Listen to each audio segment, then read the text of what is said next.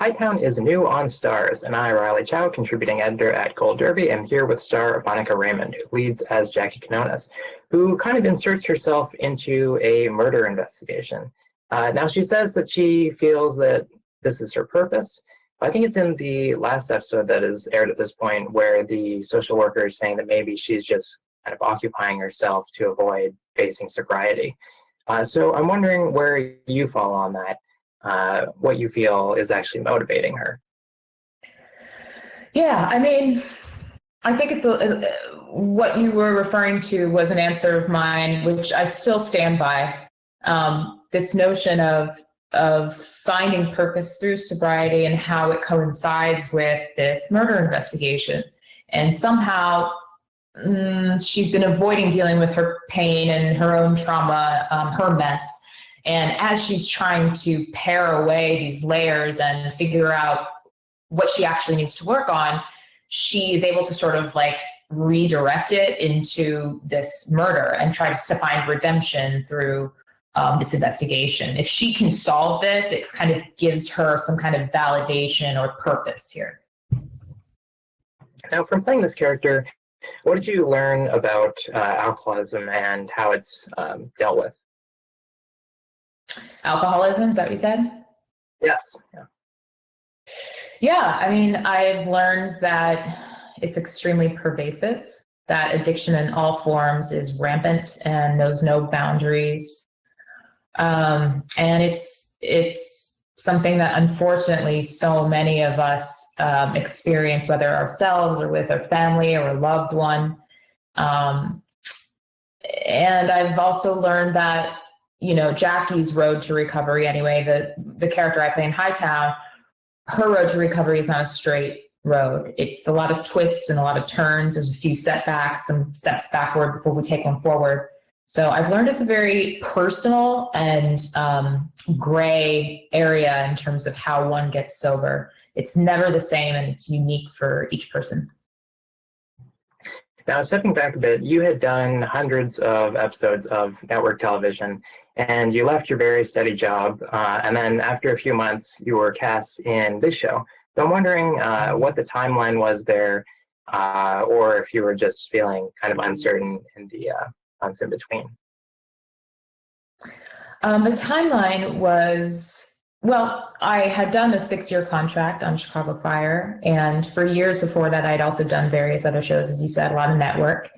And I just knew it was time for me to take a departure. I really wanted to involve myself in grittier shows, and I wanted to challenge myself in a new way and tell different stories. And so I think that, you know, I became like an adult on Chicago Fire, right? I kind of like became the woman that I am now. And so, you know, we change, and as we grow up, we see our priorities shifting and what becomes important to us. And so I had to take stock of that. And I knew that it was time for me to tackle something different. And then Hightown fell into my lap. I had no idea if I was going to land anything. I didn't know if I was ever going to work again, to be honest with you. That's the risk, is like you said, you know, working consistently, and then saying, okay, I'm gonna go do something else now and hope for the best.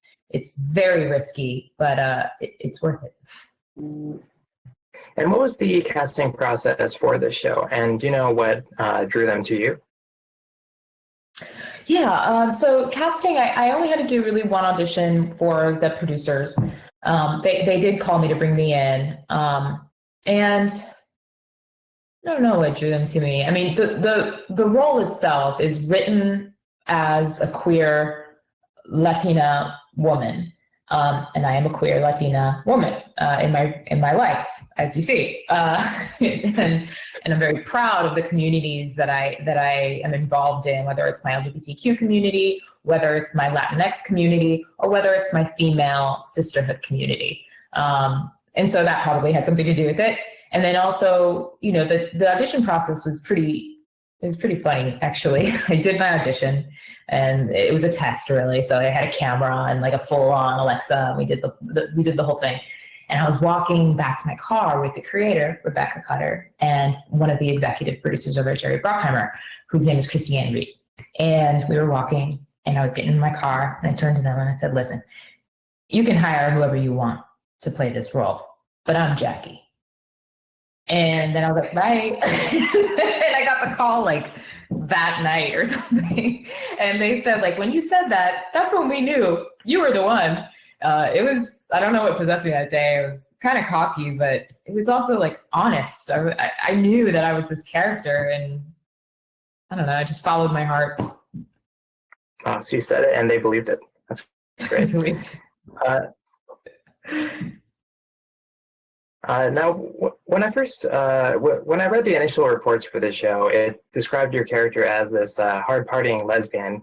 And then in the more recent press releases, I've noticed that they refer to your character as more just an irreverent officer. So I'm wondering about how the character is described and how you feel about, going with those different descriptions. I see where you're going with that question. That's very observant of you. Something that I've been saying and pointing out a lot as I've been discussing this project is how, what the steps of progress look like in terms of queer representation in television and film. And the fact that I'm doing a story, telling the story where I'm the lead and I'm a lesbian in the show, but the story is not about my sexual identity or sexual orientation. And that's still very new for film and TV, right? Being able to normalize that the sexual orientation for a character is merely a characteristic and not the main event of the story is, for me, a very critical sign of progress in our entertainment industry. And I think that once I started making that distinction, as well as the other women, the creators and the director and producers behind, once we started to really highlight that the story isn't about addiction, it's set on the backdrop of addiction, right? The character isn't about being a lesbian, she's set on the backdrop of her sexual orientation happening to be a lesbian. So what's cool about that is it normalizes what used to be these the main events of a show. And now we're getting to normalize that, accept it, and then really sort of fall into fascinating stories that our audience wants to watch. I don't know, it's very important. So that's why I think that once we start describing her as, as a fisheries agent, as a federal agent, now we're talking about her identity in relation to her own identity in the world as a person in the world. And that's really cool. That's cool that it gets to be about her character and her role in it, rather than sort of these outside characteristics. Not that I'm invalidating the other. It's important to have queer representation and have stories about being queer. It's also important where being queer is simply a part of the character and not necessarily the only item to focus on. Does that make sense? Yeah, no, that's great. Now, once you had been cast in this role, how did you find that you had shaped the character from the initial concept to what we ended up seeing on screen? I think that I tried to play, how do I say this? I think it became my own, and I sort of helped mold the character into what we saw on screen by playing with her levels of vulnerability. I have in my past used my own sort of like smart assness or like my tough guy jacket, layer in my real life when I was younger.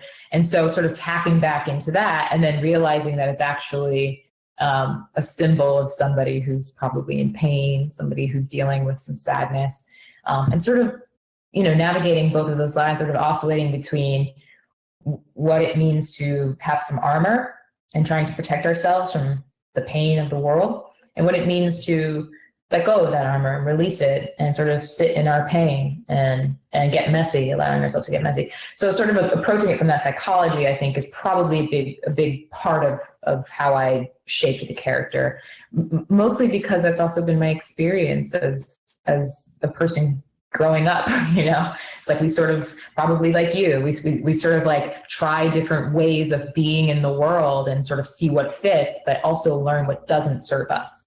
And I mean, that's sort of the process of growing up, I guess. Can you deconstruct a bit further about how you carry yourself when you're playing this character? How I carry, like physically, you mean? Or like emotionally? Yeah, more physically. More fit. Oh, okay. Okay. Yeah. So Jackie is pretty broy.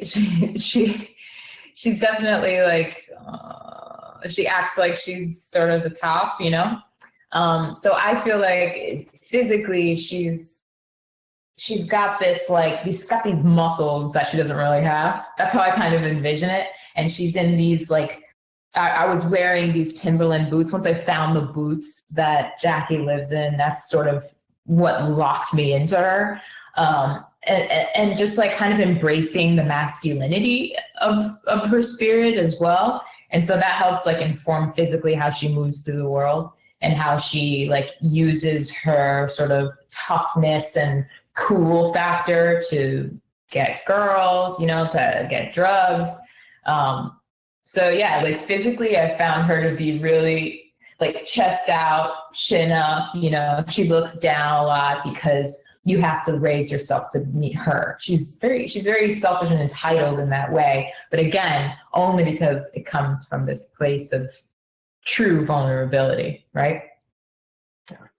So the first couple episodes were directed by Rachel Morrison, who's been Oscar nominated for her cinematography. So I'm wondering, could you tell a difference working with a director who has this background in cinematography? Yes, you can absolutely tell a difference. Directors who have experience in cinematography come from a really skilled technical place. They're able to tell a story more visually because they have so much experience using the camera and lighting to shape a story. So they have that as their background. And what's wonderful about that is that these directors, Rachel can grab the camera at any point and she can be the one who's operating. She can be right there with you, right with me as the actor, directing me in the moment. We don't cut, we're still rolling, and she can take the camera, she can say something to me and get right back in there. And it's a very organic process because cinematographers, their paintbrush is the camera, right? My paintbrush is my body.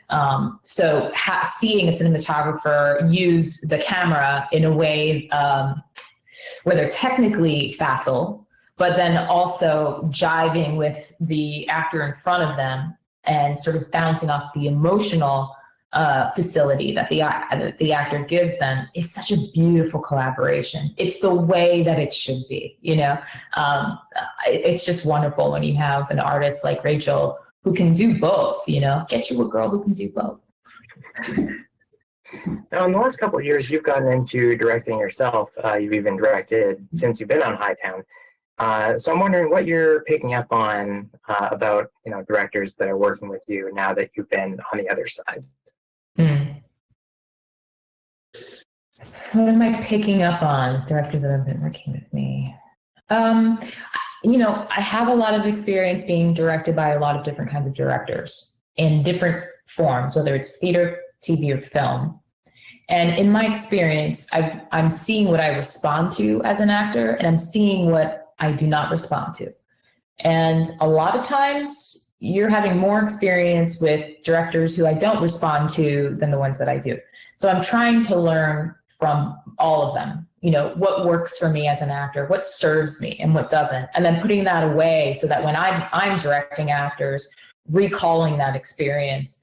What's very helpful for me being the director is that I'm an actor. I understand the same vocabulary, we speak the same vocabulary. The way that we communicate actors is very different than other collaborators in filmmaking.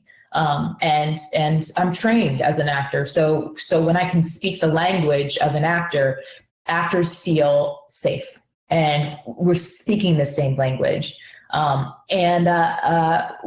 things that I've learned from great directors is learning to ask more challenging questions when seeing the whole picture. Sometimes as actors, we have a sense sometimes of just focusing on us, on ourselves, which is important, but it's also really valuable to expand our scope and to understand everybody else's part in relation to our part, so that we can understand a more specific point of view.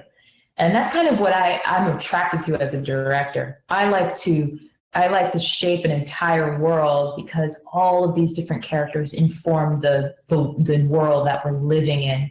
And so, I don't know. Yeah, now I'm just kind of geeking out. I'm very excited and passionate about directing. It's something that I really love doing. I love it so much. And I see so many similarities between acting and directing, and then so many vast differences, in the same way that Rachel Morrison, who's a cinematographer, can grab the camera and be also a director. I can't grab the camera, but man, I can hang with the actors and I can help craft a performance. And that is just as important as being able to tell a story visually. So all of those things are necessary to create a great film. And finally, I've seen the finale, and I don't know how much you want to say about the rest of the season, but is there a particular episode that you're really looking forward to people seeing? Yeah. Oh, yeah. I can't remember which episode it is, but I think people are really going to want to see. There's 8 episodes. I think it's like the sixth and seventh that stuff really starts to go down. It gets intense. It gets hard. We have like super big rock bottoms and then super, super highs. So it's the real drama is highlighted, I think, around there. And then, of course, the finale. I mean, the finale episode is so great because you see sort of the world of possibility of where Hightown goes. The world of Hightown, the TV show that we're telling right now, it's not just concentrated in Provincetown or Hyannis. It can go the entire area of Cape Cod, all through that area. So you see like all of these avenues where we can tell the story for season 2, if we get it. So it's fun. I think the last 2 or 3 episodes are really like a rocket. All right. Well, I look forward to people seeing them. Monica, thanks so much for taking the time to chat. And to our viewers, please log on to goldderby.com to make your Emmy predictions.